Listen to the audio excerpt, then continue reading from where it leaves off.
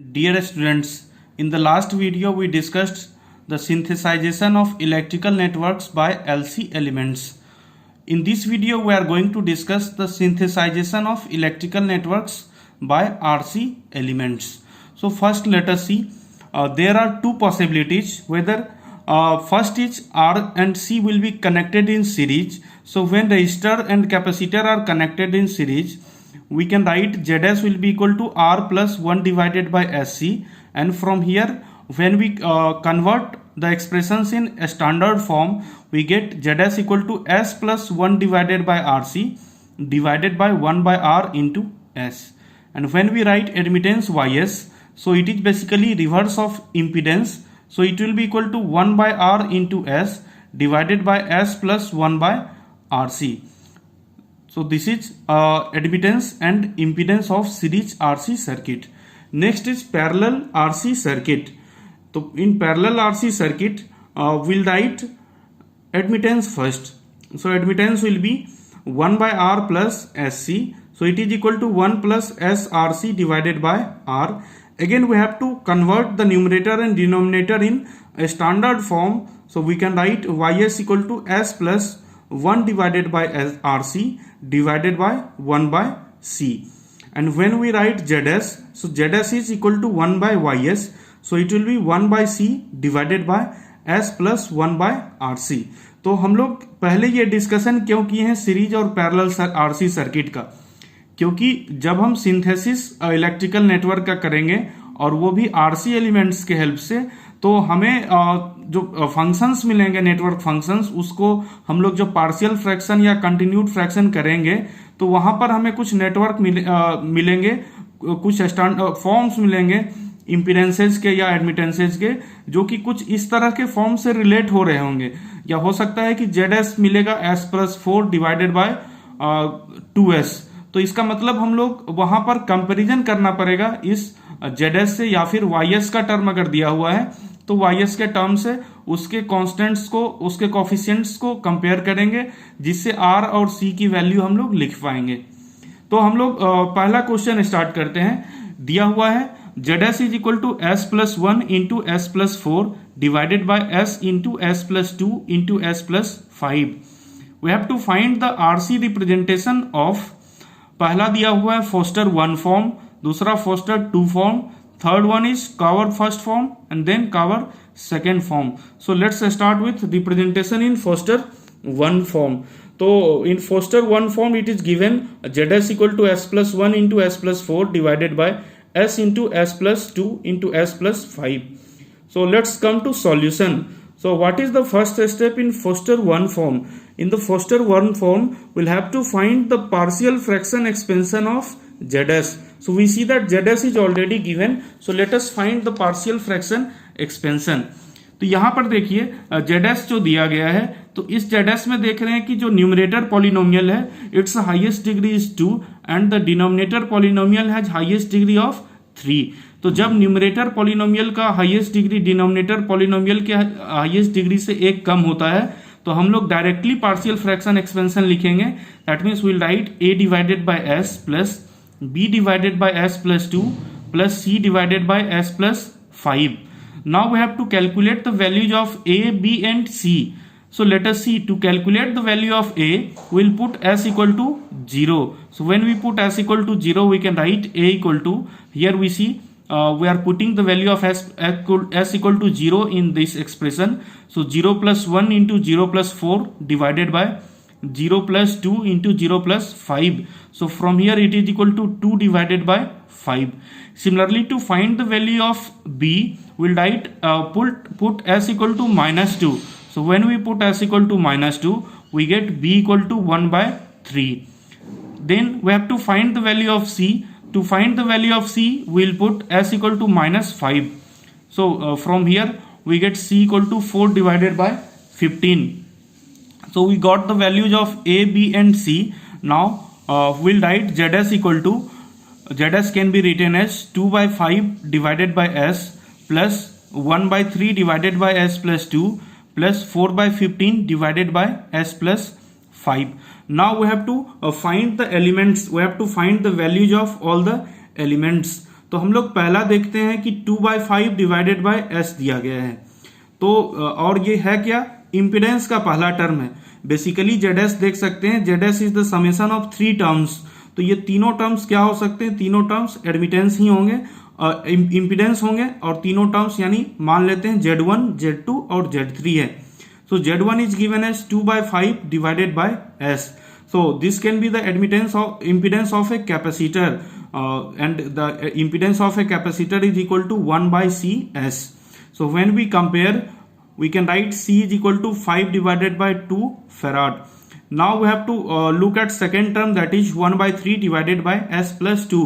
तो हम लोगों को देखना है कि ये एक इम्पीडेंस का टर्म है और ये आरसी सर्किट चूंकि हमें सिंथेसाइज करना है आरसी एलिमेंट्स में, तो हमें चेक करना है कि ये आरसी के किस फॉर्म से मैच कर रहा है। तो ये बेसिकली पैरेलल आरसी सर्किट को अगर हम देखें, so parallel RC circuit we have ZS equal to 1/C, that is a constant term, divided by S plus 1/RC। तो ये एक दूसरे से मैच कर रहा है। So will compare the values of R and C for these two terms. So we write 1/3 divided by S plus 2 is equal to 1/C2 divided by S plus 1/R2 C2. From here we get C2 equal to 3 farad and R2 equal to 1/6 ohm. Next 4/5 divided by S plus 5 and it is equal to 1/C3 divided by S plus 1/R3 C3. From here we can write C3 equal to 15/4 farad and R3 is equal to 4 divided by 75 ohm.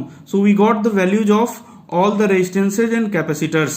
So we saw that this circuit is basically combination of 3 elements. First is capacitor, second is parallel RC circuit, then third one is also parallel RC circuit. तो जो हम network बनाएंगे यहाँ पर final network poster 1 form का, वो network हमारा क्या होगा, उसमें ये तीनों एडमिटेंस, तीनों इंपीडेंसेस सीरीज में कनेक्टेड होंगे। तो पहला कैपेसिटर, दूसरा पैरेलल आरसी ब्रांच और तीसरा भी पैरेलल आरसी ब्रांच। तो हम लोग जो फोस्टर फॉर्म में नेटवर्क ड्रॉ करेंगे, our final network will be like this one. First capacitor having value 5/2 farad, then we have 1/6 ohm resistor and 3 farad capacitor, then we have 4/75 ohm resistor and 15/4 farad capacitor. So this is basically representation of ZS in Foster form. Next, now we have to represent ZS in Foster 2 form. Here ZS is given, ZS is same. Now we have to represent in Foster 2 form. तो Foster 2 form में represent करने के लिए क्या step है, we have to find the partial fraction of expansion of YS. Foster 2 form में represent करने के लिए हम लोग पहले ZS को YS में कन्वर्ट करेंगे और फिर यहां से हम लोग रिप्रेजेंटेशन करेंगे। तो हम देख रहे हैं कि YS is equal to S into S plus 2 into S plus 5 divided by S plus 1 into S plus 4। तो यहां हम लोग पार्शियल फ्रैक्शन एक्सपेंशन करना है, लेकिन यहां पर देख रहे हैं कि जो न्यूमरेटर का पॉलिनोमियल है, न्यूमरेटर के पॉलिनोमियल का डिग्री हाईएस्ट डिग्री 3 है, यानी S टू दी पावर 3 का टर्म है, और डिनोमिनेटर का हाईएस्ट डिग्री 2 है, यानी S स्क्वायर का टर्म है।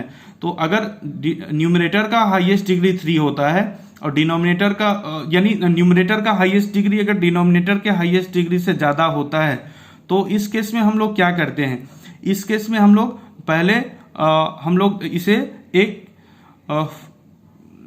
न्यूमरेटर को डिनोमिनेटर से डिवाइड करेंगे और वहां से पहला क्वोशेंट हम लोग निकालते हैं। तो हम लोग देख रहे हैं कि S को कॉमन लिया गया है, तो S को जब कॉमन लेंगे तो we can write S into S square plus 7S plus 10 divided by S square plus 5S plus 4। तो हम लोग क्या करेंगे, S square plus 7S plus 10 divided by S square plus 5S plus 4 का पार्शियल फ्रैक्शन एक्सपेंशन करेंगे। तो यहां भी देख रहे हैं कि जो न्यूमरेटर की डिग्री है वो डिनोमिनेटर के डिग्री के बराबर है, यानी हमें क्या करना पड़ेगा, पहला डिवीजन हमें करना पड़ेगा। That means S square plus 7S plus 10 is being divided by S square plus 5S plus 4। तो पहला क्वोशेंट आएगा 1 and from here we get remainder equal to 2S plus 6। तो हम लोग YS को क्या लिख सकते हैं, now YS can be written as S into 1 plus remainder that is 2S plus 6 divided by S square plus 5S plus 4। So हम लोग यहाँ पर फिर जो डिनोमिनेटर टर्म है s² प्लस 5s प्लस 4, अगर उसका फैक्टर निकालेंगे so we can write ys equal to s into 1 plus 2s plus 6 divided by s plus 4 into s plus 1. Now we have to find the partial fraction expansion of 2s plus 6 divided by s plus 4 into s plus 1. So we can write this term equal to a divided by s plus 2 plus b divided by s plus 1. अब हमें a और b का value calculate करना है. To find the value of a will put s equal to -4. From here a is equal to 2 into -4 plus 6 divided by -4 plus 1, that is a is equal to 2 divided by 3. Now we have to find the value of b. So to find the value of b, we will put s equal to -1. From here b will be equal to 4 by 3. So now we can write ys is equal to s into 1 plus 2 by 3 divided by s plus 4 plus 4 by 3 divided by s plus 4. अब हमें यहाँ पर सारे terms को comparison कराकर एक हमें check करना है कि कितने रेजिस्टर्स यहाँ पर कनेक्टेड होंगे, कितने कैपेसिटर्स कनेक्टेड होंगे, और सारे एलिमेंट्स की वैल्यू कैलकुलेट करना है, क्योंकि अब हम नेटवर्क को डिजाइन करेंगे. तो हम लोग देख रहे हैं पहला s से मल्टीप्लाई कर देते हैं सबसे पहले. तो टर्म हमें मिल रहा है s plus 2 by 3 into S divided by S plus 4 plus 4 by 3 into S divided by S plus 4.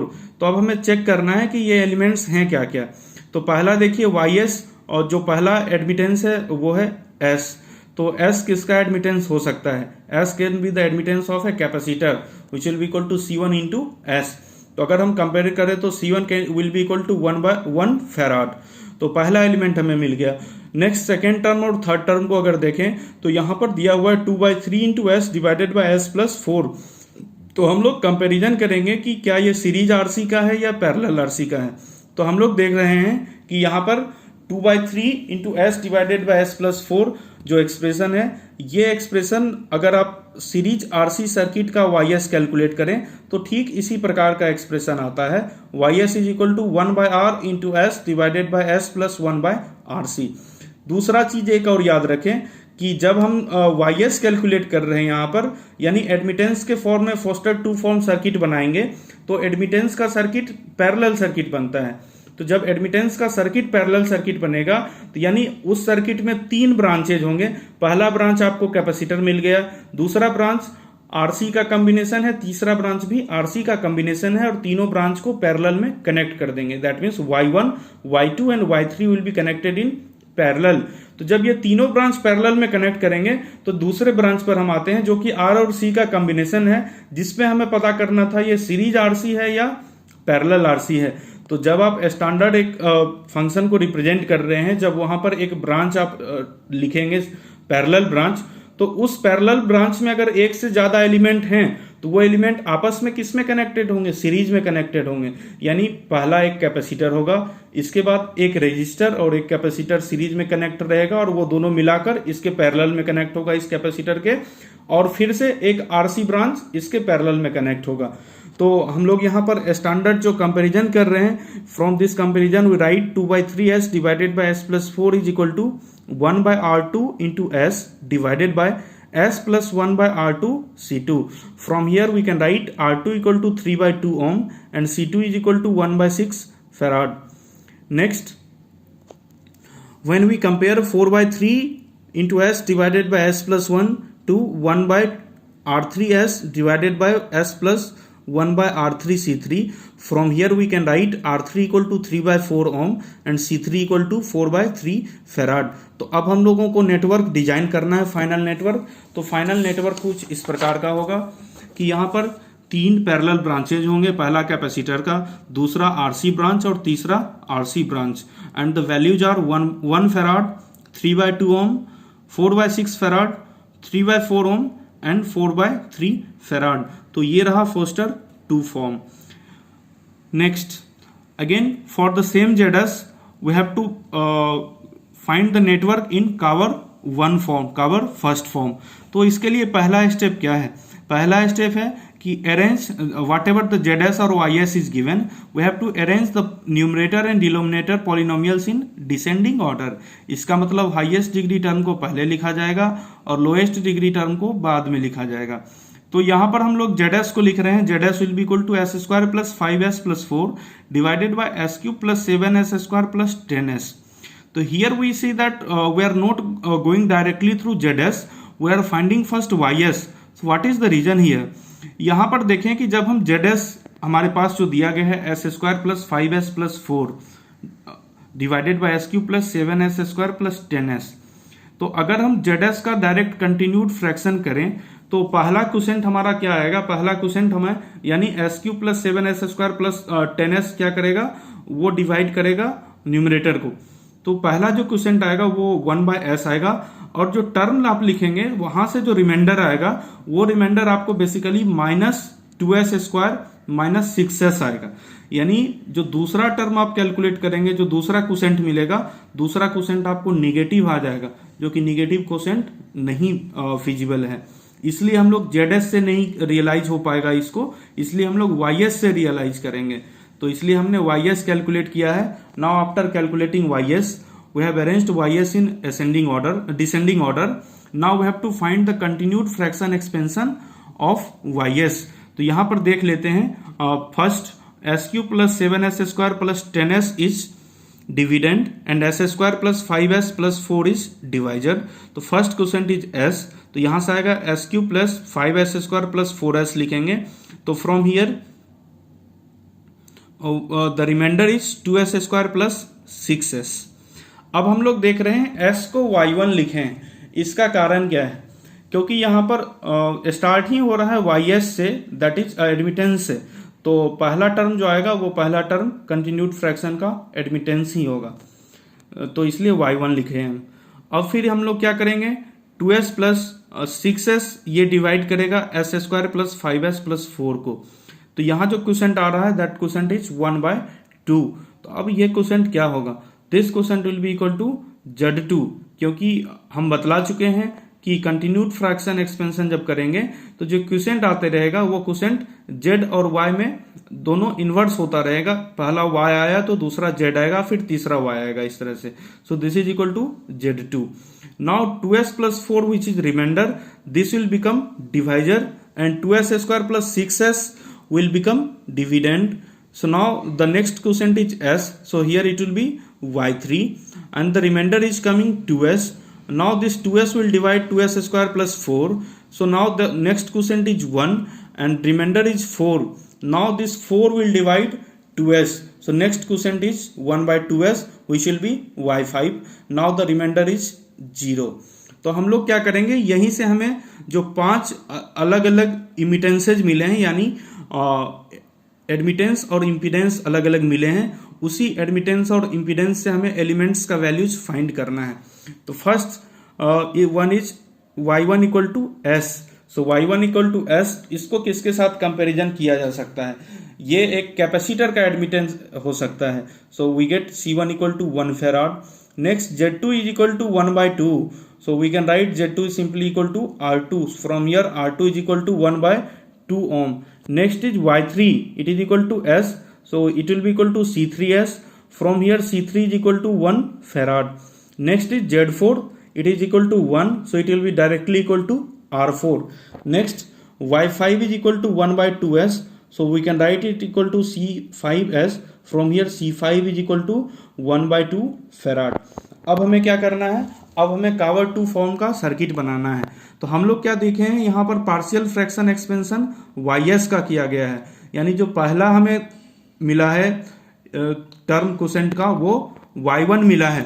y1 मिलने का मतलब क्या है?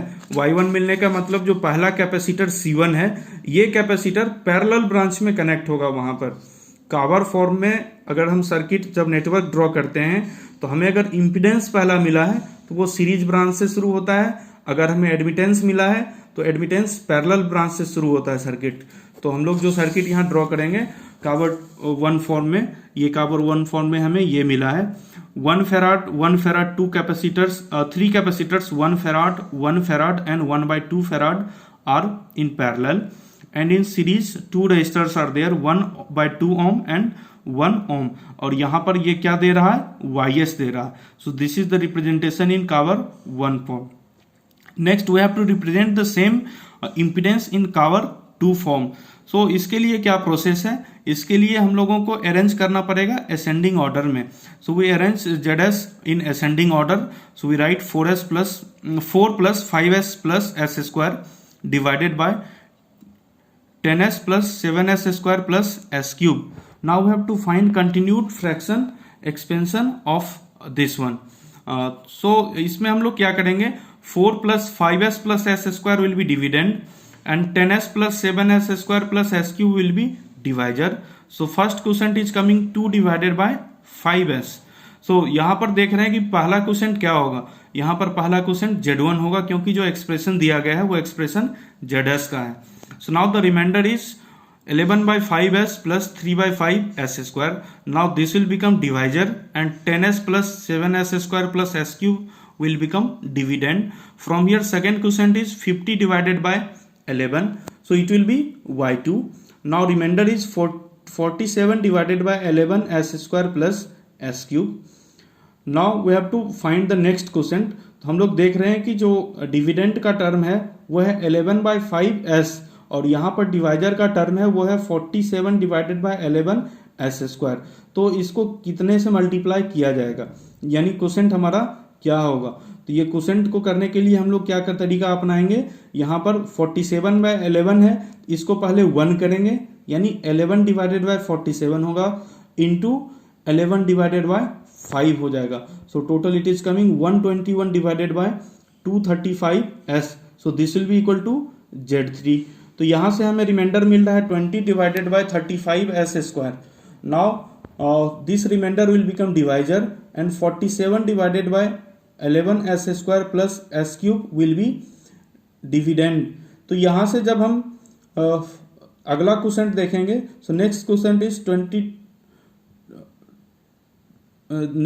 Is 2209 divided by 44. So this will be y4 and next remainder coming is s cube. Now s cube will be divisor and 20 divided by 235s square will be dividend. तो यहां से मिलेगा next question will be 20 divided by 235s and it will be Z5. Now we see that the term is terminated. So we got 5 elements. तो हम लोग इन 5 elements को के values को कैलकुलेट करेंगे. तो यहाँ पर देखिए Z1 is equal to 2 divided by 5s, so it will be equal to 1/C1s. From here we get C1 equal to 5/2 farad. Next is y2 is coming 50 divided by 11. यहाँ पर s का term नहीं है, इसका मतलब simply एक resistance है, उसका इनवर्ट एडमिटेंस है. So we can write it equal to 1/R2. From here R2 will be 11 divided by 50 ohm. Next is Z3. So from Z3 we write Z3 will be equal to 1/C3s. From here C3 is equal to 235 divided by 121 farad. Next is Y4. Y4 is equal to 2209 divided by 44. So it is equal to 1/R4. From here R4 is equal to 44 divided by 2209 ohm. And Z5 is equal to 20 divided by 235s. So it can be written as 4 divided by 47s. Now it is equal to 1/C5s. So C5 is coming 47 divided by 4 farad. तो यहाँ से जब हम कावर 2 form का circuit बनाएंगे, तो कावर 2 form का circuit देखिए, पहला यहाँ पर कावर 2 फॉर्म में पहला एलिमेंट Z1 आया था, यानी ये सर्किट सीरीज में कनेक्ट होगा. पहला element here the capacitor is connected in series 5/2 farad. Second capacitor is 235 divided by 121 farad and third capacitor is 47 divided by 4 farad and 2 resistors are connected in parallel 11/50 ohm. Next is 44 divided by 2209 ohm. So this is the representation in Cauer 2 form. तो हम लोग इस video में एक RC की एक network का synthesis किए हैं जो हमें ZS दिया हुआ गया था, उस का synthesis in terms of RC किए हैं, R और C के टर्म्स में, और चारों मेथड के द्वारा सिंथेसिस किए हैं, Foster 1, Foster 2, Cauer 1 and Cauer 2 form.